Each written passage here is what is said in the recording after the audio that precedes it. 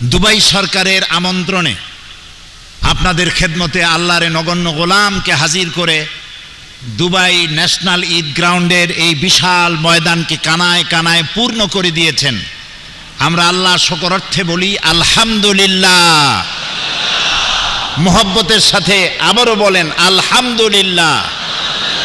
রব্বানা লাকাল হামদ হামদান কাসীরান তাইয়্যিবান মুবারাকান ফীহি ইয়া রাব্বি লাকাল হামদু কামা ইয়ানবাগি লিজালালি ওয়াজহিকা ওয়া আযীমি সুলতানিকা।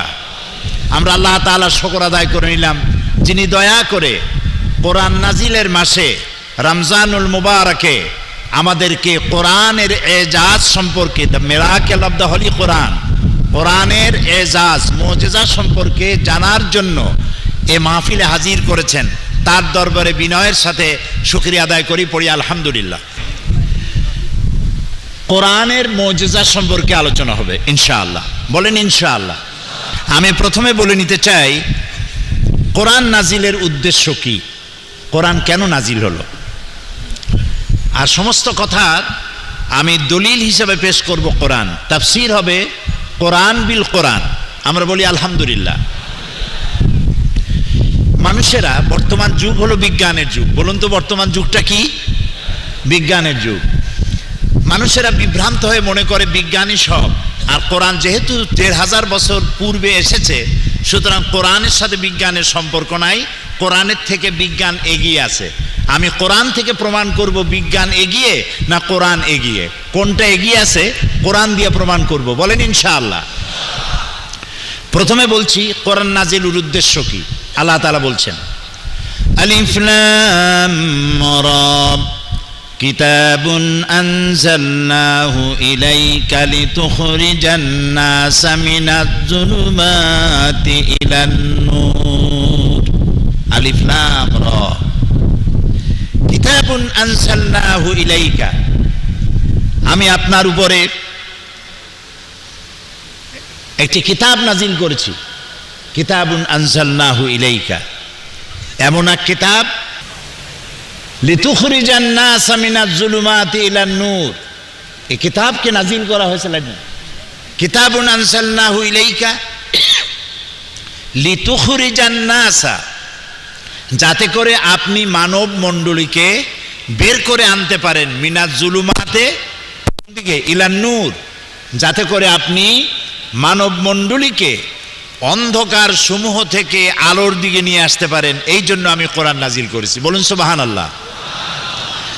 কোরআন নাজিলের উদ্দেশ্য হলো মানব মণ্ডলীকে অন্ধকার থেকে আলোর দিকে নিয়ে আসা। অন্ধকার কি?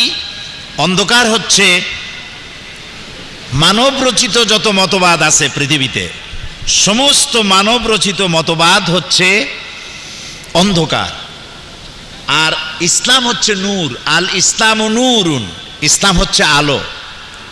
আল্লাহ তাআলা কোরআনে কারীমের মধ্যে অন্ধকার বুঝাবার জন্য অন্ধকারকে বহু বচনে ব্যবহার করেছেন, জুলুমাত বলেছেন, কিন্তু আলোর ব্যাপারে তিনি এক বচন ব্যবহার করেছেন। আলোর বহু বচন হলো আনোয়ার, নূরের বহু বচন আনোয়ার। এই শব্দ তিনি ব্যবহার করেন নাই কোরআনে কারীমে। তার মানে হচ্ছে ভুলের অনেক পথ হয়, আর যেটা রাইট সেটার পথ এক হয়। আপনারা জানেন অঙ্ক পরীক্ষার দিন যাদের অঙ্ক রাইট হয় না, ভুল হয়, তাদের ভুলগুলি হয় নানান প্রকার, আর যাদের অঙ্ক রাইট হয় তাদের রেজাল্ট হয়, তাদের ফলাফলটা কয়রকম হয়? একরকম হয়। এই জন্য হকের পথ, নূরের পথ, আলোর পথ একটি, আর অন্ধকারের পথ অনেক। সেজন্য আল্লাহ তাআলা বলছেন যে আমি কোরআন নাজিল করেছি এই জন্য যাতে করে আপনি মানব মণ্ডলীকে অন্ধকার থেকে আলোর দিকে নিয়ে আসতে পারেন। এ হলো এক। ২ নম্বরে কোরআন নাজিলের ২ নম্বরের উদ্দেশ্য হচ্ছে তাহা মা আনজালনা আলাইকাল কুরআনা লিতাশকা। হে নবী, কোরআন আমি এই জন্য নাজিল করি নাই যে কোরআন আপনার ভাগ্যকে বিপর্যস্ত করে দেবে। কোরআন নাজিল হয়েছে মানুষের ভাগ্যকে পরিবর্তন করে দেবে বলে। তো কোরআন নাজিলের উদ্দেশ্য হলো ভাগ্য পরিবর্তন করা, মানুষের দাসত্বের শৃঙ্খল থেকে মুক্ত হওয়া, এক আল্লাহর গোলামি করা, এবং এর মূল উদ্দেশ্য হচ্ছে অন্ধকার সমূহ থেকে আলোর দিকে নিয়ে আসা, এবং সেই কাজটি নবী করিম সাল্লাল্লাহু আলাইহি ওয়াসাল্লাম করেছিলেন। কোরআন এটি মানব রচিত নয়। কোরআন কার? কোরআনের ভিতরে যত বাণী আছে, বাণীগুলি কার? বলেন সবাই।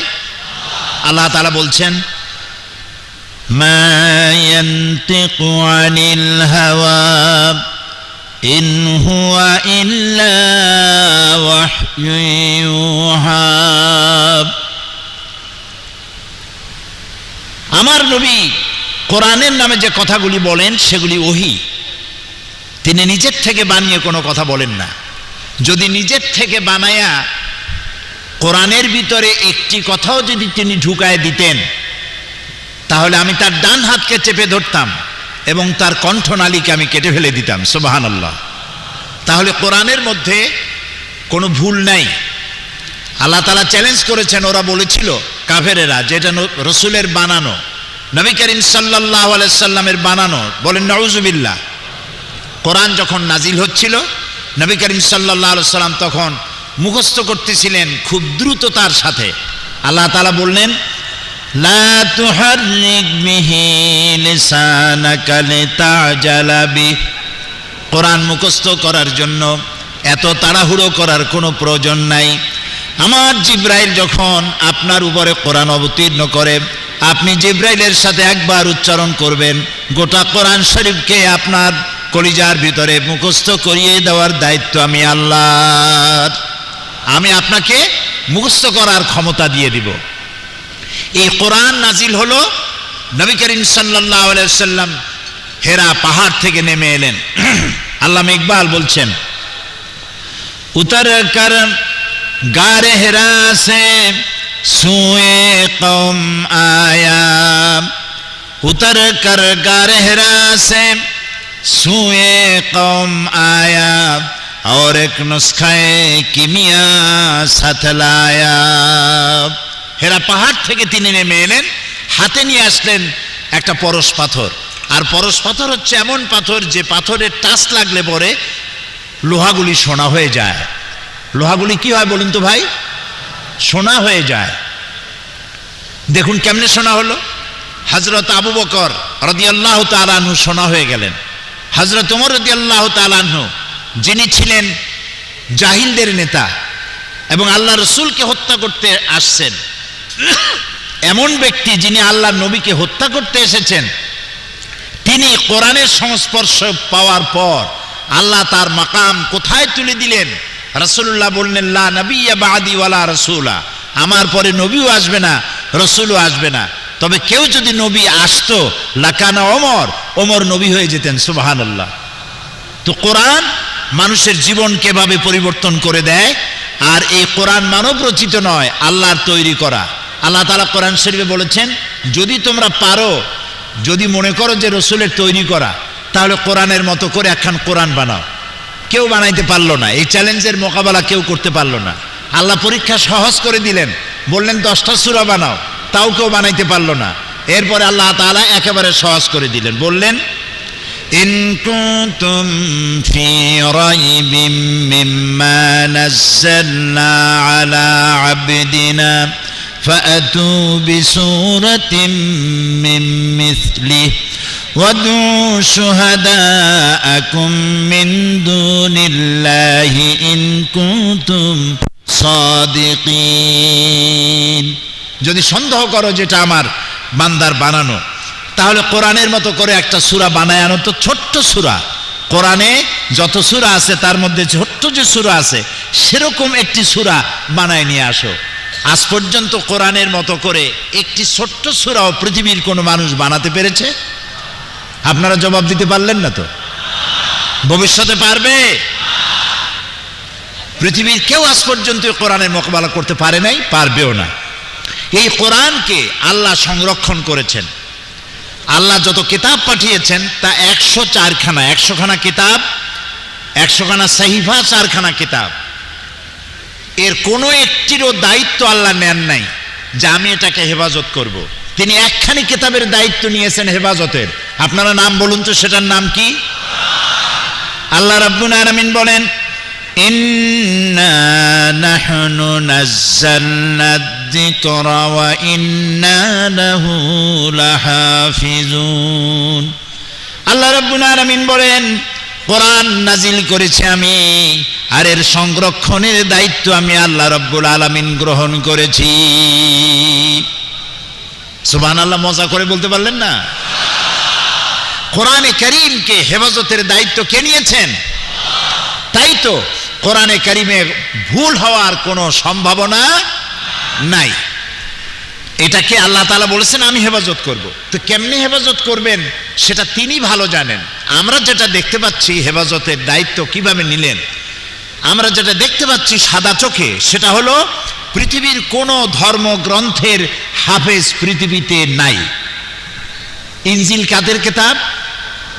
বাইবেল কাদের কিতাব? খ্রিস্টানদের। শত শত কোটি খ্রিস্টান পৃথিবীতে আছে, আছে না?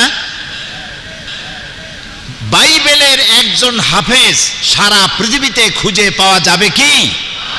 হিন্দুদের ধর্ম কিতাবের নাম কি? আছে তার কোনো হাফেজ? শিখদের ধর্ম কিতাবের নাম জিন্দাবেস্তা, আছে তার কোনো হাফেজ? ত্রিপিটকের নাই, জিন্দাবেস্তার নাই, বাইবেলের নাই, কোনো কিতাবের হাফেজ পৃথিবীতে নাই। কিন্তু একটি হিসাবে জানা গেছে বর্তমান পৃথিবীতে যারা কোরআন মুখস্থ করেছে তাদের সংখ্যা 6 কোটি ছাড়াই গেছে। সুবহানাল্লাহ। ছোট্ট ছোট্ট বাচ্চা 7 বছর 6.5 বছর বয়স কোরআন কারীম মুখস্থ করে ফেলেছে। মনে হচ্ছে যেন আটলান্টিক মহাসাগরকে আল্লাহ রাব্বুল আলামিন একটা ঝিনুকের মধ্যে ঢুকাই দিয়েছেন। সুবহানাল্লাহ। কোরআনে কারীমকে আল্লাহ তাআলাই মুখস্থ করার ব্যবস্থা না করলে বহুত গলত হওয়ার সম্ভাবনা ছিল। আমাদের বন্ধুদের তো অভাব নাই, আছে না বন্ধু? বন্ধুর সামনে জিজ্ঞাসাবোধক চিহ্ন, আছে না এরকম বন্ধু? তো এরা তাদের দেশে, আমি দেশের নাম নিলাম না, তারা তাদের দেশে কোরআন সাহাবাইতো একরকম, বাংলাদেশে একরকম, সৌদি আরবে আর এক রকম, রাশিয়া আর এক রকম। কোরআনের পাত্তা থাকতো? এখন ভুল করার কোনো উপায় আছে? কোন মসজিদের ইমাম যদি সূরা নসর পড়তে গিয়া বলে ইজা যা বসরুল্লাহ ওয়াল ফাতহু, কেমন অবস্থা হবে বলেন? পিছন থেকে লোকেরা লোকমা দিবে। লোকমা যদি না মানে, প্রত্যেক দিন যদি নসরুল্লাহরে বসরুল্লাহ পড়ে, তো এমন ইমাম না পিটাইয়া নাস্তা করা যাবে?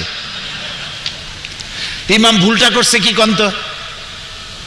ইমাম কি ভুল করেছে? উপরের নক্তাটা নিচে নামাই দিছে। নসরুল্লাহরে কি করছে? বসরুল্লাহ। চিন্তা করুন, হাসাবার জন্য বলি নাই। কোরআনের সূরা নয়, পারা নয়, আয়াত নয়, জের নয়, জবর নয়, একটা নকটা ভুল করার এখতিয়ার সারা পৃথিবীর নাই। এর নাম কোরআন। ওয়া ইন্না লাহু লাহাফিজুন। কোরআনে কারীমকে আমি হেফাজত করব, এটার দায়িত্ব আমি নিয়েছি, আল্লাহ তাআলা বলছেন। সুতরাং কোরআন আল্লাহ এটাকে হেফাজত করবেন, এবং এটা বোঝা আল্লাহ সহজ করে দিয়েছেন। আমরা মনে করি কঠিন। আরে ভাই, মোটেও কঠিন না। আপনারা আরবি তো শিখে ফেলেছেন। এখানে একজন অফিসে গিয়ে অফিসারকে বলছে আনতা তো মুদির। সৌদি আরবে একজনে, আমাদের বাংলাদেশের অল্প সময় আরবি শিখে ফেলে। সৌদি আরবে গিয়া চায়ের কাপ কিনছে, কিন্তু চায়ের কাপের তলায় যে পিরিচ থাকে ওটারে কি কয় তা তো জানে না। সেই জন্য দোকানদারকে বলছে চায়ের কাপটা হাতে নিয়ে এই কাপের তলের তাফি। তো আপনি ভাঙ্গে চুরিয়া অপারেশন করি আরবি তো কিছু শিখছেন। আপনি যদি চেষ্টা করেন আরবি বুঝতে পারবেন। আরবি সবচেয়ে সহজ ভাষা। সুবহানাল্লাহ। আল্লাহ রাব্বুল আলামিন কোরআনে কারীমের মধ্যে বলেছেন, যেহেতু আমাদের ভিতরে বহু লোক আছে যারা বলে কোরআন বোঝা সহজ না, কোরআন আলেম ওলামাদের কাজ, মিস্টার মৌলবীদের কাজ না, মারাত্মক ভুল। আল্লাহ রাব্বুল আলামিন সূরা কামারের ভিতরে কোরআন বোঝা সহজ না কঠিন 4 বার সওয়ালে মুকদ্দারের জবাব দিয়েছেন। আল্লাহ পাক বলেন, ওয়ালাকাদ ইয়াসসারনাল কুরআনা লিযিকর ফাহাল মিন মুদ্দাকির। ওয়ালাকাদ ইয়াসসারনাল কুরআনা লিযিকর, অবশ্যই আমি কোরআনে কারীমকে বোঝার জন্য, মুখস্থ করার জন্য আমি সহজ করে দিয়েছি। আল্লাহ বলছেন সহজ, আমরা কই কঠিন। এরকম উল্টা কথা কি বলা উচিত? আল্লাহ তাআলা কোরআন বোঝাকে এবং মুখস্থ করাকে সহজ করে দিয়েছেন। কোরআন এক চিরন্তন মুজিজা, সুবহানাল্লাহ বলেন। চিরন্তন মুজিজা। পৃথিবীতে যত নবী আল্লাহ পাঠিয়েছেন সমস্ত নবীদেরকে তিনটা জিনিস দিয়েছেন, কম বেশি সকলকে দিয়েছেন। এক নম্বরে ওহী। কয়টা জিনিস দিয়েছেন? তিনটা। একটা হলো ওহী, ওহী ছাড়া নবী হওয়া যায় না। দুই নম্বরে হোসনে খুলক, নবী চেনার উপায় কি? নবীর চেহারার উপরে লেখা থাকে না ইনি নবী। কোনো ফেরেশতারা এসে বলে যায় না যে আল্লাহর পক্ষ থেকে এই নবী দিয়ে গেলাম, ফাত্তাবিউহু, তোমরা এনার অনুসরণ করো। এভাবে ফেরেশতাও আসে না। নবী চেনা যায় তার চরিত্র দিয়া। নবী চেনা যায় কি দিয়া বলেন? চরিত্র দিয়ে। নবীদের দেওয়া হয় উন্নত মানের চরিত্র। আর তিন নম্বরে নবীদেরকে দেওয়া হয় মুজিজা। কি দেওয়া হয়? মুজিজা। মুজিজা কি জিনিস? মুজিজা হচ্ছে যে যুগে যে জিনিসের প্রভাব থাকে সেই জিনিসকে দুর্বল করে দেওয়ার মতো শক্তি আল্লাহ নবীদেরকে দান করেন। যেমন মুসা আলাইহিস সালামের জামানায় জাদুর প্রভাব ছিল। মুসা আলাইহিস সালামকে আল্লাহ একটা লাঠি দিয়ে দিলেন। লাঠি ছিল তার হাতে। আল্লাহ জিজ্ঞেস করলেন, ওমা তিলকা বিয়ামিনিকা ইয়া মুসা, মুসা তোমার ডান হাতে ওটা কি? উনি বললেন, হিয়া আসায়া আতাওয়াক্কাউ আলাইহা ওয়া আহুসসু বিহা ওয়া আলা, এরপর কি, ওয়ালিয়া ফিহা মাআরিব উখরা। এখন আল্লাহ জিজ্ঞেস করলেন হাতে কি? এটা একটা লাঠি বললেই তো হয়, এত কথা বলা লাগে কোন কামে? উনি জবাব দিলেন তো অনেকগুলা। আল্লাহ প্রশ্ন করেছেন কয়টা? একটা। হাতে কি? ডাইন হাতে বললেই হয় লাঠি। উনি বললেন এটা লাঠি, এটার উপর ভর করে দাঁড়াই, এর উপরে ছাগল ভেড়া তাড়াই, এই দিয়ে আমি গাছের পাতা পাড়িয়ে ছাগল ভেড়া খাওয়াই, ওয়ালিয়া ফিহা মাআরিব উখরা, আরো অনেক কাম করি। এত কথা কইলেন কেন? আল্লাহর চাইতে মাহবুব বান্দার জন্য আর কেউ হতে পারে না। সুবহানাল্লাহ। মুসা আলাইহিস সালাম টের পাচ্ছেন আমি আল্লাহর সাথে কথা বলছি, হিয়া আসায়া বলে যদি ছেড়ে দেই আর আল্লাহ যদি তার কথা বলাটাকে কাট করে দেন তাহলে তো আমি আর কথা শুনতে পারবো না, কাজী জবাবটা লম্বা করে দেই। সুবহানাল্লাহ। এটার মুজিজা ছিল লাঠিটা ফেলে দিলে কি হয়ে যেত? কি হতো? সাপ হয়ে যেত। হযরত মুসা আলাইহিস সালাম ইন্তেকাল করলেন, লাঠি তিনি কবরে নিয়ে যান নাই। লাঠি জমিনে বেঁচে ছিল, কিন্তু তার উম্মতেরা এই লাঠিকে আর এক মুহূর্তের জন্য তারা সাপ বানাইতে পারে নাই। দাউদ আলাইহিস সালামের মুজিজা ছিল লোহা দিয়ে অস্ত্র তৈরি করতেন। অনেকে বলে যে তিনি কর্মকার ছিলেন, খন্তা শাবল বানাইতো। তো খন্তা শাবল যদি বানাইতো তো নবীও চালাইতো কেমনে? কোদাল, খন্তা, শাবল এগুলি বানাবার দরকারটা কি? তার হাতে লোহা পড়লে লোহা আগুন দিয়ে জ্বালানো লাগতো না, লোহা ধরে চাপ দিতেন, পানি হয়ে গলে যেত। এটা ছিল তার মুজিজা। তিনি ইন্তেকাল করার পরে এই মুজিজা কেউ ব্যবহার করতে পারে নাই। ঈসা আলাইহিস সালামের মুজিজা ছিল এক মুষ্টি মাটি ধরে ফু দিতেন, বাদুর হয়ে পাখি হয়ে উড়ে যেত। বানায় বললাম না, কোরআন শরীফ আছে, আছে না? জন্মন্ধের চোখের উপরে হাত লাগাই দিতেন, চোখ ভালো হয়ে যেত। সুবহানাল্লাহ বলতে ইচ্ছা করে না? ঈসা আলাইহিস সালাম মরেন নাই। ঈসা আলাইহিস সালামকে আল্লাহ তাআলা উঠাই নিয়েছেন, কিন্তু তার মুজিজা ওখানেই শেষ। পৃথিবীর শত কোটি খ্রিস্টান বেঁচে আছে, এই মুজিজা কেউ কামে লাগাইতে পারে নাই। কোন জন্মন্ধের চোখে যদি হাত দিয়ে ঘষা দেয়, যাও চোখ থাকবে তাও নষ্ট হয়ে যাবে, ভালো বানাইতে পারবে না। এটা কোনোদিন পুরান হবে না। قال النبي صلى الله عليه وسلم لا تحصى عجائبه ولا تبلى غرائبه فيه مصابيح الهدى ومنار الحكمة। নবী করিম সাল্লাল্লাহু আলাইহি ওয়াসাল্লাম বলছেন কোরআন কোনোদিন পুরাতন হবে না। পুরান হইছে? বলেন হইছে? যত শুনি তত মজা লাগে না? শেখ আব্দুর রহমান আস-সুদাইস, সৌদ আশ-শুরাইব, আব্দুর রহমান আল হুজাইফি, সালাহ আল বুদাইর, আব্দুল্লাহ আল জাহনি কোরআনে কারীম যখন তেলাওয়াত করে কেমন লাগে? সুবহানাল্লাহ, মনে হয় যেন আকাশ থেকে কোরআন নাজিল হচ্ছে। সুবহানাল্লাহ বলেন। এই কোরআনের মুজিজা কিয়ামত পর্যন্ত থাকবে। কোরআন শুনে আর মুসলমান হয়, কোরআন শুনে আর মুসলমান হতে থাকে। সুবহানাল্লাহ বিহামদিহি আযীম। এটা কোনোদিন পুরাতন হবে না। ফিহি মাসাবিহুল হুদা, রাসূলুল্লাহ বলছেন এটা হচ্ছে হেদায়েতের মশাল, ওয়া মানারিল হিকমা, আর এটা হচ্ছে বিজ্ঞানের সুউচ্চ মিনার। বিজ্ঞানের কথাই বলবো সামনের দিকে, কোরআনের এজাজের দিকে আমি আসতেছি। এরপরে নবী করিম সাল্লাল্লাহু আলাইহি ওয়াসাল্লাম বলছেন মান ক্বালা বিহি সাদাকা, এই কোরআন দিয়ে যে কথা বলে সেই সত্য কথা বলে। বলেন সুবহানাল্লাহ। যত বড় নেতা হোক আর যত বড় চিৎকার দিয়ে বলুক ভাইয়ের আমার বোনের আমার, এই চিৎকার দিয়ে যাই বলুক, তার কথার ভিতরে যদি কোরআন না থাকে এই কথার কোনো দাম নাই। ওই কথার দাম আছে যে কথার পেছনে কোরআনের দলিল আছে। মান ক্বালা বিহি সাদাকা, কারণ কোরআন দিয়ে যে কথা বলে সেই সত্য কথা বলে। তার কারণ হচ্ছে ওমান আসদাকু মিনাল্লাহি কিলা, আল্লাহর চাইতে সত্যবাদী আর কেউ কি আছে? বলেন আছে? আল্লাহর চাইতে সত্যবাদী কেউ নাই। কাজী কথা বলতে গিয়ে কোরআনের দলিল পেশ করুন।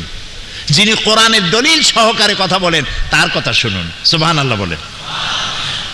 ওয়ামান আমিলা বিহি উজরা, আর কোরআন পড়ে বুঝে ওর উপরে যে আমল করবে আল্লাহ তাআলা নবী বলছেন তাকে পুরস্কৃত করা হবে ফিদ দুনিয়া ওয়াল আখিরাহ। ওয়ামান হাকামা বিহি আদালা, আরে কোরআন দিয়ে যে বিচার ফয়সালা করবে সঠিক বিচার করবে। ওমান দা ইলাইহি হুদিয়া ইলা সিরাতিল মুস্তাকিম, রাওয়াহু তিরমিজি।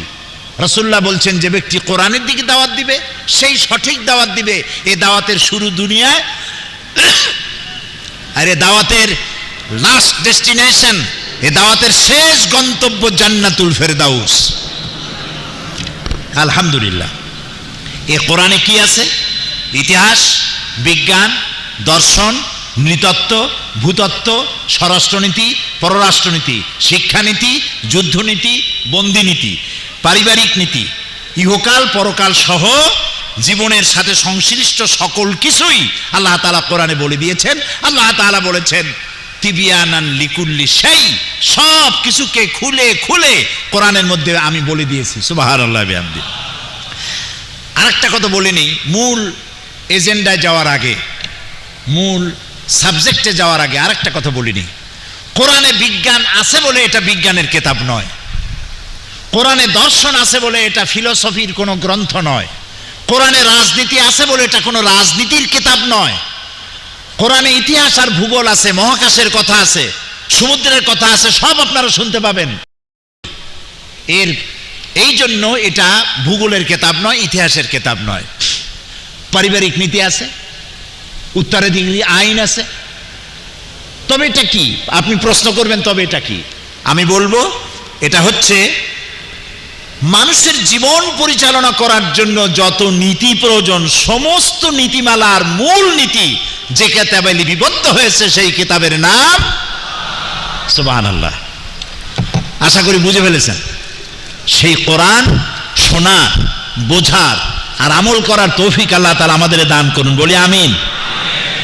কোরআন শুধু নামাজ, রোজা, হজ, যাকাতের জন্য আসে নাই। খুব ভালো করে শোনেন। নামাজ, রোজা, হজ, যাকাত জায়েজ না জায়েজ, হালাল হারাম, এই জাতীয় কথা আসছে মাত্র 500 কি 550 আয়াতের মধ্যে সীমাবদ্ধ। আর কোরআনের মোট আয়াত সংখ্যা হলো 6000-এর উপরে। 6666 বলা হয়, আসলে এটা ঠিক না, কম বেশি আছে। তো তাহলে এর মধ্যে 550 আয়াত যদি হয় বৈধ আর অবৈধ, তাহলে বাকি হাজার হাজার আয়াতগুলি কি তা বোঝার জন্য আমাদের মধ্যে কিউরিসিটি থাকা উচিত ছিল। যে কিউরিসিটি আমাদের মধ্যে নাই বলে আজ আমরা দুনিয়ার মধ্যে অধঃপাতিত হয়েছি। কথা কি বুঝে আসছে? কথা কি বুঝতে পারতেছি? আজকে যদি আমি প্রশ্ন করি বাংলাদেশি ভাইদের কাছে, আপনাদের চরম সৌভাগ্য সিঙ্গাপুরে চাকরি হয় নাই, আপনাদের চরম সৌভাগ্য চায়না, আমেরিকা, লন্ডনে চাকরি হয় না, চাকরি হয়েছে মুসলিম দেশে দুবাইতে, যেখান থেকে কাবা শরীফ কাছে, যেখানে কোরআন নাজিল হয়েছে। সুবহানাল্লাহ। সময়টা কাজে লাগান, কোরআনকে বুঝতে চেষ্টা করুন। কোরআন শুধু নামাজ, রোজা এই কথাই শুধু বলে নাই, প্রাগ ঐতিহাসিক ঘটনাবলী রাসূলকে আল্লাহ তাআলা অবহিত করেছেন। যেহেতু নবী সাল্লাল্লাহু আলাইহি ওয়াসাল্লামের পরে আর কোন নবী বলেন আসবে না, তিনি শেষ, তারপরে আর কোন নবী আসবে না। তারপরে যদি কেউ নবুয়তের দাবি করে সে কি বলেন? সে কাফের। তার অনুসারী যারা হবে তারাও। এমন কি মুহাম্মদ সাল্লাল্লাহু আলাইহি ওয়াসাল্লামের পরে কেউ যদি নবুয়তের দাবি করে আর তার কাছে যদি কেউ নবুয়তের দলিল চায় যে তুমি যে নবী তার প্রমাণ কি, এর দলিল যে চাবে সেও কাফের। কারণ কি? কারণ হলো তোমারে যদি দলিল দিতে পারে তাহলে তুমি তার নবুয়ত মানিয়ে নেবা। এই জন্য দলিলও চাওয়া যাবে না, বিনা দলিলে কাফের। সুতরাং মুহাম্মদ সাল্লাল্লাহু আলাইহি ওয়াসাল্লাম শেষ নবী, তাই তাকে ঐতিহাসিক ঘটনাবলী, বিজ্ঞানের কথাগুলি সবকিছু জানাই দিতে হবে আল্লাহ রাব্বুল আলামিনের, তাই তিনি তা জানাইছেন। পবিত্র কোরআনে এমন অনেক ঘটনার বর্ণনা দিয়েছে যা ষষ্ঠ শতাব্দীর দুনিয়া এ সম্পর্কে কিছুই জানত না। অবশ্য ইহুদিদের কিতাবে, ধর্মগ্রন্থে এই ধরনের কিছু ঘটনা আছে, সে ঘটনাগুলি অতিরঞ্জিত। আল্লাহ তাআলা ওহীর মাধ্যমে তার নবীকে দুনিয়ার ইতিহাস জানাইছেন। ফেরাউনের কথা, নমরুদের কথা, আদম আলাইহিস সালামের কথা, নূহ আলাইহিস সালামের কথা জানিয়েছেন। যেমন সূরা হুদ 49 নম্বর আয়াত আল্লাহ তাআলা বলছেন, তিলকা মিন আম্বাইল গায়বি নূহিহা ইলাইকা মা কুনতা তা'লামুহা আনতা ওয়ালা কওমুকা মিন ক্বাবলি হাযা। এ হচ্ছে সব অজ্ঞাত ঘটনাবলী যা আপনি জানতেন না।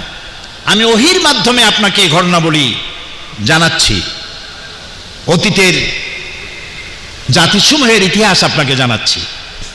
সূরা ইউসুফে ইউসুফ আলাইহিস সালামের ঘটনা বর্ণনা করে সূরা ইউসুফের 102 নম্বর আয়াতে আল্লাহ তাআলা বলছেন, যালিকা মিন আম্বাইল গায়বি নূহিহি ইলাইকা ওয়া মা কুনতা লাদাইহিম ইয আজমাউ আমরাহুম ওয়া হুম ইয়ামকুরুন। এটা হলো সেই অজ্ঞাত ঘটনা যা ওহীর মাধ্যমে আমি আপনাকে জানাইছি, অথচ ইউসুফ আলাইহিস সালামের ভাইয়েরা যখন তাকে কুয়ার মধ্যে ফেলে দিতেছিল, যখন ষড়যন্ত্র করেছিল, আপনি তার কাছে ছিলেন না, আপনি তো জানতেন না। আমি ওহীর মাধ্যমে সে ঘটনা আপনাকে জানাইছি। মূসা আলাইহিস সালামের ঘটনা বলে আল্লাহ তাআলা বলছেন সূরা কাসাসের 44 নম্বর আয়াতে, ওয়ামা কুনতা বিজানিবিল গারবি ইয কাদাইনা ইলা মূসাল আমরা ওয়ামা কুনতা মিনাশ শাহিদিন। সিনাই পর্বতের পশ্চিম প্রান্তে মূসাকে আমি যখন ওহী দিয়েছিলাম, ওহীর মাধ্যমে নির্দেশ দিয়েছিলাম, আপনি সেখানে উপস্থিত ছিলেন না। আমি ওহীর মাধ্যমে সে ঘটনা বলি আপনাকে অবহিত করছি। সূরা তাহার 99 নম্বর আয়াতে আল্লাহ তাআলা বলছেন, কাযালিকা নাকুসসু আলাইকা মিন আম্বাই মা ক্বাদ সাবাকা ওয়া ক্বাদ আতাইনাকা মিন লাদুন্না যিকরা। এভাবেই আমি আপনার কাছে অতীতের ইতিহাসগুলি আমি আপনাকে বর্ণনা করেছি, নিজের থেকে উপদেশনামা আপনাকে জানাই দিয়েছি। কোরআনের মুজিজা হচ্ছে এখানেই যে বিজ্ঞান যে কথাগুলি, একটা ঐতিহাসিক ঘটনা আল্লাহ তাআলা তার রাসূলকে ওহীর মাধ্যমে জানালেন। আর বিজ্ঞান যত কথা বলেছে, বিজ্ঞানের কথাগুলি যে অনেক আগে, যে যুগে বিজ্ঞান ছিল না, সেই যুগের কোরআনে বিজ্ঞানের তথ্যগুলি যে সঠিকভাবে পরিবেশন করেছে আল্লাহ তাআলা, সেই কথাগুলি এখন আপনাদেরকে জানানো হচ্ছে। বৈজ্ঞানিকরা বহু পরিশ্রম করে, বহু মেধা খরচ করে, বহু টাকা পয়সা করে যে জিনিস আবিষ্কার করছে, কোরআন আজ থেকে 1500 বছর আগে ওহীর মাধ্যমে নবী করিম সাল্লাল্লাহু আলাইহি সাল্লামকে তা জানিয়ে দিয়েছেন। 1665 খ্রিস্টাব্দে স্যার আইজাক নিউটন মাধ্যাকর্ষণ শক্তি, ল অফ গ্র্যাভিটেশন তিনি আবিষ্কার করেছেন। আপেল গাছের থেকে ছিঁড়ে নিচে পড়লো কেন, উপরে গেল না কেন? এর থেকে ল অফ গ্র্যাভিটেশন তৈরি করলেন তিনি, মাধ্যাকর্ষণ শক্তি আবিষ্কার করলেন। কিন্তু এটা হলো 1665 খ্রিস্টাব্দের কথা, কিন্তু আজ থেকে 1500 বছর আগে আল্লাহ তাআলা মাধ্যাকর্ষণ শক্তির কথা তার নবীকে জানায় দিচ্ছেন। সূরা আল ফাতির 41 নম্বর আয়াত আল্লাহ তাআলা বলছেন, ইন্নাল্লাহা ইউমসিকুস সামাওয়াতি ওয়াল আরদা আন তাজুলা। নিশ্চয়ই আল্লাহ তাআলা নবমণ্ডল এবং ভূমণ্ডল কেমন ভাবে ধারণ করে রেখেছেন, যা একের থেকে আর একটা বিচ্ছিন্ন হয়ে যেতে পারে না। একটি গ্রহ থেকে আর একটা গ্রহ, একটা উপগ্রহ থেকে আর একটা উপগ্রহ যাতে বিচ্ছিন্ন হয়ে না যেতে পারে, সেই জন্য আল্লাহ রাব্বুল আলামিন মাধ্যাকর্ষণ শক্তিকে সৃষ্টি করেছেন। এই মাধ্যাকর্ষণ শক্তির কথা কোরআনে কারীম আজ থেকে 1500 আগে বলেছে। চন্দ্র সূর্যের ব্যাপারে, সৌরলোকের সবকিছুই যে ঘুরছে, এইটা বিজ্ঞান জানতো না। মানুষের ধারণা ছিল, কেউ বলছে যে সূর্য ঘোরে, আপনারা জানেন বিজ্ঞানীরা, কেউ বলেছে সূর্য ঘোরে, কেউ কয় চন্দ্র ঘোরে, কেউ কয় পৃথিবী ঘোরে, কেউ কয় আমরাও ঘুরি। এখন আসলে কে ঘোরে? চন্দ্র ঘোরে না সূর্য ঘোরে? এ কথা কে বলে দিতে পারবে বলেন তো দেখি? আল্লাহ রাব্বুল আলামিন সূরা ইয়াসিন আল্লাহ তাআলা বলছেন, লাশ-শামসু ইয়ানবাগি লাহা আন তুদরিকাল কমারা ওয়ালাল লাইলু সাবিকুন নাহার ওয়া কুল্লুন ফি ফালাকিন ইয়াসবাহুন। আল্লাহ রাব্বুল আলামিন বলেন, সূর্য চন্দ্রকে অতিক্রম করতে পারে না, চন্দ্র সূর্যকে অতিক্রম করতে পারে না, রাত দিনের মধ্যে প্রবেশ করতে পারে না, দিন রাতের মধ্যে প্রবেশ করতে পারে না। এই সব কিছু আল্লাহ রাব্বুল আলামিন নিয়ন্ত্রণ করছেন। ওয়া কুল্লুন ফি ফালাকিন ইয়াসবাহুন, আর মহাশূন্যে যা কিছু আছে সব কিছুই ঘুরছে। ওয়া কুল্লুন ফি ফালাকিন ইয়াসবাহুন, যা কিছু মহাশূন্যে। আমরা কোথায় আছি? এটা কোথায় আছে? পৃথিবীটা কোথায় বলেন? মহাশূন্যের উপরে। পৃথিবীটা মহাশূন্যের উপরে। সূর্য ঘোরে, চন্দ্র ঘোরে, পৃথিবী ঘোরে, সব ঘুরছে। অকুল্লুন ফি ফালাকিন ইয়াসবাহুন। Activity is life, inactivity is death. যতদিন পর্যন্ত এই ঘূর্ণায়মান চক্রের আবর্তন চলতে থাকবে ততদিন পৃথিবী থাকবে। আর যখন এই অ্যাক্টিভিটিস বন্ধ হয়ে যাবে তখন প্রচণ্ড এক আঘাতে লণ্ডভণ্ড হয়ে গিয়ে পৃথিবীতে কিয়ামত অনুষ্ঠিত হয়ে যাবে। কাজেই এই কথা আজকে পৃথিবীর বিজ্ঞানীরা বলছে, কিন্তু 1400 বছর আগে আল্লাহ রাব্বুল আলামিন একথা তার নবীর মাধ্যমে জানিয়ে দিয়েছেন। বিজ্ঞান বলছে, দ্য ইউনিভার্স অ্যান্ড আইনস্টাইন গ্রন্থে বলা হয়েছে, সূর্য ধীরে ধীরে নিশ্চিত তার আলো হারিয়ে ফেলবে এবং তারকাদের অনেকেই এখন পোড়া কয়লার মতো, তারকাগুলি পোড়া কয়লার মতো, আর সূর্য তার আলো হারিয়ে ফেলবে। এ কথা বলতেছে বিজ্ঞান। এখন ধরেন এখন থেকে কয়েক বছর আগে বা 100 বছর আগে বলতেছে। যেই যুগে বিজ্ঞানের কিছু নাই সেই যুগে আল্লাহ তাআলা তার নবীর কাছে কোরআন পাঠায় দিয়া সূর্যে যে আলো থাকবে না এই কথা 1500 বছর আগে রাসূলুল্লাহকে জানায় দেওয়া হয়েছে। সুবহানাল্লাহ বলেন। আল্লাহ তাআলা বলেন সূরা কিয়ামার 6 থেকে 9 নম্বর আয়াতে আল্লাহ তাআলা বলছেন, ইয়াসআলু আইয়ানা ইয়াউমুল কিয়ামা ফাইযা বারিকাল বাসার ওয়া খাসাফাল কামার ওয়া জুমিআশ শামসু ওয়াল কামার। এরা রাসূলের কাছে জিজ্ঞেস করে যে কিয়ামত কবে হবে? আপনি বলে দিন, কিয়ামত হবে যেদিন দৃষ্টিশক্তি ঝলসে যাবে মানুষের, চন্দ্র এবং সূর্য তার আলো হারিয়ে ফেলবে। সুবহানাল্লাহ। বিজ্ঞান বলছে আজ, আর 1500 বছর আগে নবী করিম সাল্লাল্লাহু আলাইহি সাল্লামের মুখে আল্লাহ তাআলা জানায় দিচ্ছেন যে চন্দ্র এবং সূর্যের আলো থাকবে না, আলো হারিয়ে ফেলবে। সূরা আত-তাকবীরের 1 থেকে 3 নম্বর আয়াতে আল্লাহ বলছেন, ইযাশ শামসু কুওয়িরাত ওয়া ইযান নুজুম কাদারাত ওয়া ইযাল জিবালু সুজ্জিরাত। যেদিন সূর্যে কোনো আলো থাকবে না, নক্ষত্রগুলি স্থানচ্যুত হবে আর পাহাড়গুলো সরে যাবে, পাহাড়গুলো তার জায়গায় থাকবে না। চন্দ্র আলো হারিয়ে ফেলবে, সূর্যে আলো থাকবে না, তারকাগুলি বিক্ষিপ্ত হয়ে যাবে। 1500 বছর আগে আল্লাহ তাআলা এই কথাগুলি জানিয়ে দিয়েছেন। বিজ্ঞানীদের মতে প্রকৃতির সমস্ত প্রক্রিয়া একদিন স্তব্ধ হয়ে যাবে, কিছু থাকবে না। বিজ্ঞানীরা বলছে এই প্রকৃতি একদিন স্তব্ধ হয়ে যাবে, কিছুই থাকবে না। এই কথা বিজ্ঞান অনুভব করছে আজ, কিন্তু 1500 বছর আগে সূরা আর রহমানে আল্লাহ তাআলা বলছেন, কুল্লু মান আলাইহা ফানি ওয়া ইয়াবকা ওয়াজহু রাব্বিকা যুল জালালি ওয়াল ইকরাম। বিশ্বে যা কিছু আছে সবই ধ্বংসশীল, কিচ্ছু থাকবে না, একমাত্র থাকবেন প্রতিপালক, অবশ্যই থাকবেন যিনি মহিয়ান গরিয়ান, আল্লাহ ছাড়া কিছুই থাকবে না, সব ধ্বংস হয়ে যাবে। প্রিয় ভাই সব, এ ধরনের বহু কিছু বিজ্ঞান পরে বলেছে, কোরআন বলেছে সব কিছু আগে। সেজন্য আমি বলি, কোরআন বিজ্ঞান যত বেশি আবিষ্কার করবে কোরআন বোঝা তত সহজ হবে। সুবহানাল্লাহ বলে। দেখুন, উদ্ভিদ বিজ্ঞান, বর্তমান বিজ্ঞানীরা উদ্ভিদ সম্পর্কে গবেষণা চালিয়ে এই সিদ্ধান্তে উপনীত হয়েছে যে প্রকৃতির মধ্যে মানুষ সহ সকল প্রাণীকুলের জন্য উদ্ভিদ অর্থাৎ গাছপালা হলো মানুষের সবথেকে সেরা বন্ধু। কেননা উদ্ভিদ আমাদেরকে খাদ্যই যোগায় না, বরং বিষাক্ত গ্যাস কার্বন ডাই অক্সাইডকে শুষে নিয়ে আমাদেরকে অক্সিজেন সাপ্লাই করে। কে সাপ্লাই করে? কে করে? গাছ। এই কথা বিজ্ঞানীরা বলতেছে আজ, কিন্তু ১৫০০ বছর আগে কোনো পরীক্ষা নিরীক্ষা ছাড়াই নবী করিম সাল্লাল্লাহু আলাইহি সাল্লামের মুখ থেকে আল্লাহ তাআলা বলছেন, সূরা আন-নাজিআত আয়াত নম্বর 30 থেকে 33, আল্লাহ তাআলা বলছেন, ওয়াল আরদা বাদা যালিকা দাহাহা আখরাজা মিনহা মাআহা ওয়া মারআহা ওয়াল জিবালা আরসাহা মাতাআন লাকুম ওয়া লিআনআমিকুম। অথবা তিনি জমিনকে বিস্তার করে দিয়েছেন, আর এর থেকে পানি ও তরুলতা দিয়ে নির্গত করেছেন, এবং পাহাড়কেও তিনি সুপ্রতিষ্ঠিত করেছেন। আর সব গাছপালা হলো তোমাদের এবং তোমাদের জন্তু জানোয়ারের জন্য মহা নিয়ামত। সুবহানাল্লাহ বলেন।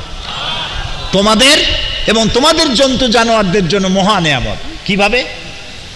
আমরা বাতাস থেকে প্রতি মুহূর্তে কি নেই? অক্সিজেন গ্রহণ করি। বলেন না, কি নেই? অক্সিজেন নেই। নাক দিয়ে অক্সিজেন গ্রহণ করে মুখ দিয়ে কি ছাড়ি? কার্বন ডাই অক্সাইড ছাড়ি। কার্বন ডাই অক্সাইড হলো বিষ। কার্বন ডাই অক্সাইড কি? বিষ। এখন এই কার্বন ডাই অক্সাইডকে পরিশুদ্ধ করার জন্য কোন ফ্যাক্টরি পৃথিবীতে আছে? বলেন না, আছে? নাই। এখন আপনি তো মরে যাবেন, প্রাণীকুল মরে যাবে, কার্বন ডাই অক্সাইড বিষ খাইয়া সারা দুনিয়া মারা যাবে। এখন কি হবে? আল্লাহ রহমানুর রহিম, তিনি গাছ তৈরি করেছেন। গাছের পাতাগুলির রং কি? আরে ভাই, তাও কথা কয় না। সবুজ। ঘাসের রং কি? সবুজ। সূর্যের তাপ আর গাছের এই রং, সবুজ রং, এই দুটিতে এক প্রকারের রন্ধন প্রক্রিয়া হয়। এই রন্ধন প্রক্রিয়ার মাধ্যমে গোটা পৃথিবীর সৃষ্টি জগৎ যত শ্বাস আর প্রশ্বাস করে যত কার্বন ডাই অক্সাইড ছেড়ে দেয়, গাছ সেটা খাদ্য হিসেবে গ্রহণ করে নিজের মধ্যে অবজার্ভ করে আবার এটাকে অক্সিজেন করে প্রাণী জগতের জন্য ছেড়ে দেয়। সুবহানাল্লাহ, সুবহানাল্লাহ, সুবহানাল্লাহ।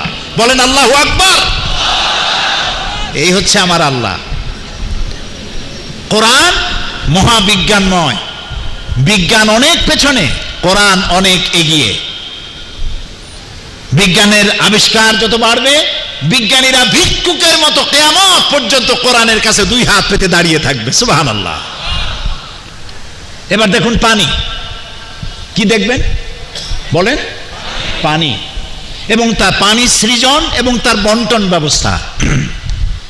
জীবনের জন্য কি দরকার? পানির এক নাম কি? জীবন। এই পানি যদি দুবাই শহরে 10 ফিট উঁচু হয়ে আসে, তাহলে পানির নাম হবে কি? মরণ। জীবন আর মরণ পাশাপাশি। তবে এখানে পানি ওঠার সম্ভাবনা কোন? আমাদের দেশে ওঠার সম্ভাবনা। বাংলাদেশের জন্য দোয়া হবে এই মাহফিলের পরে। দোয়া করবেন না? মহব্বত হয় বাংলাদেশের জন্য? ভালোবাসা লাগে?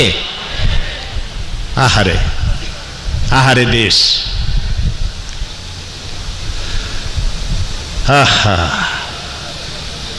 দেশকে ভালোবাসবেন।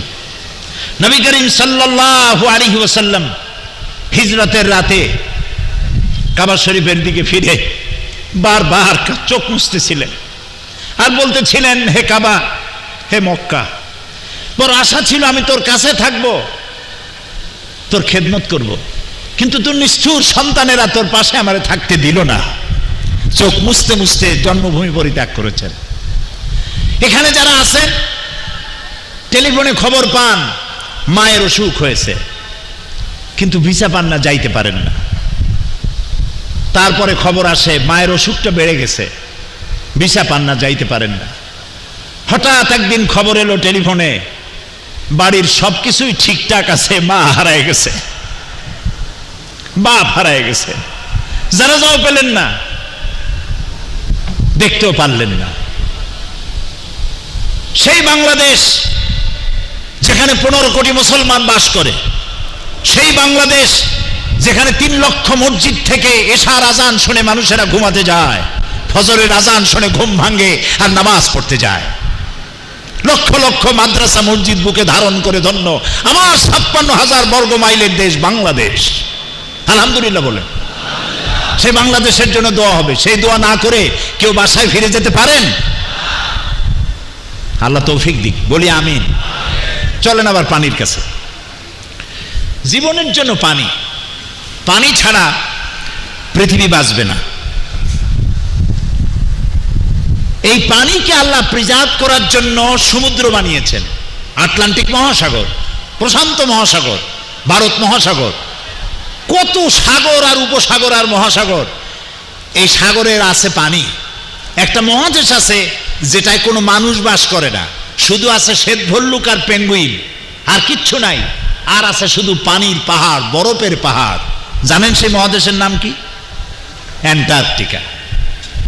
এই টেলিভিশনের মধ্যে হাবিজাবি ইন্ডিয়ার ছবি, ফিল্ম, নাচানাচি, মুসরা মুসরি, এইসব হাবিজাবি না দেখা ন্যাশনাল জিওগ্রাফি দেখেন, এনিম্যাল প্ল্যানেট দেখেন, ডিসকভারি দেখেন। বহুত কিছু দেখার আছে, শেখার আছে, বোঝার আছে। তো পানি সমুদ্র বোঝাই, আবার পানির পাহাড় তৈরি করে আল্লাহ তাআলা রেখেছেন, যেহেতু পানি ছাড়া পৃথিবী বাঁচবে না। সুবহানাল্লাহ। সেই পানি শুধু জমা থাকলে হবে না, ওই পানি আবার পৌঁছে দিতে হবে সব জায়গায়। এই জন্য দেখছেন আমাদের দেশের খালগুলি সোজা না, খাল বাঁকা, নদীও কথা কয় না, বাঁকা বাঁকা নদী। আমাদের ছোট নদী চলে বাঁকে বাঁকে। কি মাসে পানি থাকে? হ্যাঁ, মনে আছে, বৈশাখ মাসে তার জল না থেকে পানি থাকুক। তো এই যে নদীগুলি বাঁকা, খালগুলি বাঁকা, এগুলো কাটছে কেডা? আর দুই একটা খাল, 2-5-10 বা 1000 খাল না হয় জিয়াউর রহমান কাটছে, তাও বানানো খালরে কাটছে। বাকি সমস্ত খাল আর নদী আর সমুদ্র কার কাটা? চিল্লায় বলেন আল্লাহ রাব্বুল আলামিনের। বাঁকা বাঁকা করছে কেন? যাতে করে সমস্ত জমিন এর থেকে পানি সোজা যদি যায় তাহলে দূরের জমিন তো এই পানি পাবে না। বাঁকা বাঁকা হয়ে গেছে যাতে করে সমস্ত জমিন এর থেকে পানি টেনে নিতে পারে। সুবহানাল্লাহ। এরপরে এ পানি তো হবে না। এরপরে করুণাময়, রহমানুর রহিম, গফুরুর রহিম, তিনি দেখতে পাচ্ছেন কোথায় মরুভূমিতে শুষ্ক বালুকণা, পানি পাচ্ছে না, হাহাকার। সেই জায়গা পর্যন্ত পানি পৌঁছে দেওয়ার ব্যবস্থা নিয়েছেন আমার আল্লাহ রাব্বুল আলামিন। আল্লাহ তাআলা বলছেন, আল্লাহুল্লাযী আরসালার রিয়াহা ফাতুসিরু সাহাবা فسقناه إلى بلد ميت فأحيينا به الأرض بعد موتها كذلك النشور الله الذي أرسل الرياح। আল্লাহ তাআলা বাতাসকে হুকুম করেন, বাতাস মেঘমালাকে টেনে নিয়ে যা। বাতাসকে হুকুম করেন, মেঘমালা টেনে নিয়ে যা। কোথায়? অমুক দেশের আকাশে নিয়ে যা। সেই দেশের আকাশে নিয়ে গেলেন যেখানে তিনি বৃষ্টি মঞ্জুর করেছেন। সুবহানাল্লাহ বলেন। এরপরে মেঘ এলো, বৃষ্টির ফোঁটা পড়লো। আল্লাহ তাআলা বলছেন, ফাসুকনাহু ইলা বালাদিম মাইয়িতিন। আকাশ থেকে বৃষ্টি পড়লো এবং সেই বৃষ্টির ফোঁটা বালু কণা কণে, শুষ্ক শুষ্ক মাটির কণা, বালু কণা তালাশ করে করে সবগুলিকে পানি দিয়ে আল্লাহ তাআলা সিক্ত করে দিলেন। ফাহিয়ানা বিহিল আরদা বাদা মাউতিহা। আমি মৃত্যু জমিনকে জিন্দা করে দিলাম বৃষ্টির পানি দিয়া। সুবহানাল্লাহ কইতে ইচ্ছা করে না মিয়ারা? নতুন স্ত্রী যেমন স্বামী সংসর্গে এসে যেমন গর্ভধারণের প্রস্তুতি নেয়, বৃষ্টির পানি পেয়ে তেমন মরা জমিন জিন্দা হয়ে ফসল ধারণের জন্য প্রস্তুতি নিয়ে নেয়। কাযালিকান নুশুর। এইভাবেই আমি জিন্দা করি, এভাবেই উদ্ভিদকে পানি দিয়ে সমস্ত জিনিসকে আমি তৈরি করে দেই। অহরহ সবগুলি পানি। এই পানিগুলো উঠতো থেকে সমুদ্র থেকে। সমুদ্রের পানি নোনা না মিষ্টি? আরে ভাই কথা কন, নোনা পানি। এই নোনা পানি, বৃষ্টি যদি নোনা পানি দিয়ে হইতো তাহলে আপনার ফসল কি বাঁচতো একটাও? শুকর আদায় করবেন না? আল্লাহ রাব্বুল আলামিন বলেন, আফারাইতুমুল মাআল্লাযী তাশরাবুন আআনতুম আনজালতুমুহু মিনাল মুজনি আম নাহনুল মুনজিলুন। তোমরা যে পানি পান করো, বৃষ্টির পানি, এই পানি কে